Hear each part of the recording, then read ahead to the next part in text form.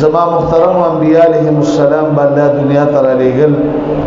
1,24,000 کا مبیش انبیاء علیہم السلام اللہ دنیا تر علیگل سمر پیغمبران چا اللہ دنیا تر علیگلی اللہ بدخپل طرفنا معجزات ورکول او اسمانی کتابونه بنازل ایدل 104 کتابونه اسمانی نازل شوی دی سل صحیفه او سلور کتابونه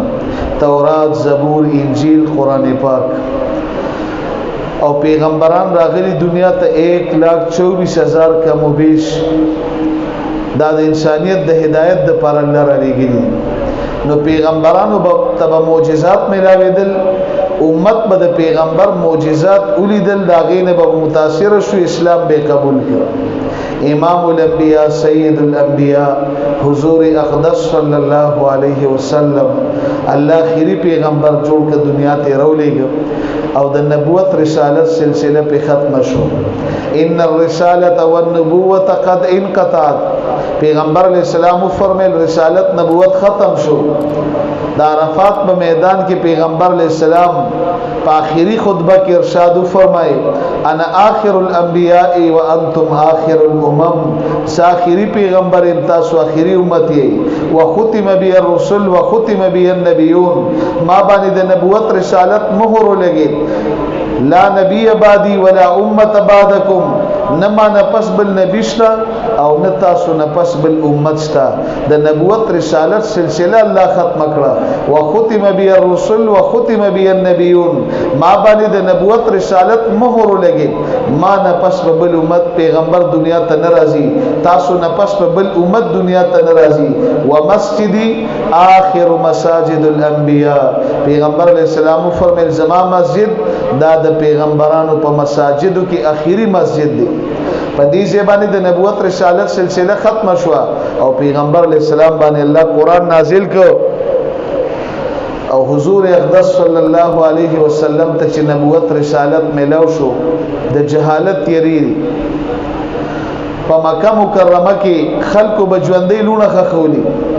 د بیت الله شریف نه غیر چا پیر 380 بوتان پراته دي خلکو به بربند طوافونه کول په بیت الله شریف کې 2 بوتان پراته دي غړ غړ بوتان یو د ابراهیم علی السلام په نوم بل د اسماعیل علی السلام په نوم او د مشرکانو په بیت الله شریف کې دنه جواری کوله نو د جهالت تیری خلک بوتانو ته سجدي لګي او پیغمبر علی السلام له الله نبوت رسالت ورکړ او به ورله د خپل طرف نه معجزات ورکړ خلقو به معجزې ته قتل اسلام به قبلو او هغه معجزات په دي کتابونو کې موجود دي علما کرام مونږ تاسو ته بیانې معجزه به څنګه و یو ځل پیغمبر علی السلام ابو جهل له اسلام دعوت ورکړ ابو جهل چې د پیغمبر علی السلام خبره وریده ورته وی زستا نبوت ستا رسالت ستا قران ستا وحی دا نه منه زه پتا باندې ایمان نه راوړم او کته رښتیا پیغمبري نو دا مخامخ چې کومه ګټه پرتره دا ک په منځ باندې دوشوا د دین یو مرغره والوزی او د هغه مرغې په مخوکه کې د کاغذ یو پرچی او پاغي باندې ستاد رسالت نبوت تصدیق نو زبو منم چې ته پیغمبري پیغمبر علی السلام هغه ګټه ته اشاره وکړه هغه ګټه په منځ باندې دوشوا او د دین یو مرغره والوته او رالی د پیغمبر علی السلام مخې ته کېناس او په دې مخوکه کې د کاغذ یو پرچی ده او چاغه تر واغسته چوي کته لیکل شي اشهد ان لا اله الا الله واشهد ان محمدا عبده ورسوله پیغمبر علیہ السلام وکته او ابو جهل له ورک ابو جهل چې وکته هغه خواسم ویل چې دا پیغمبر علیہ السلام ساحر دی او جادوګر دی نعوذ بالله من ذلک وې دومره تیز جادوګری چې ستا جادو په کانو باندې مسر کی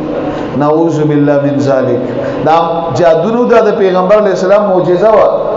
بل موقع کې ابو جهل د پیغمبر علیہ السلام مجلس ته حاضر شو او پلاس کې پټ کانی نیولې وې ګټه رښتیا پیغمبري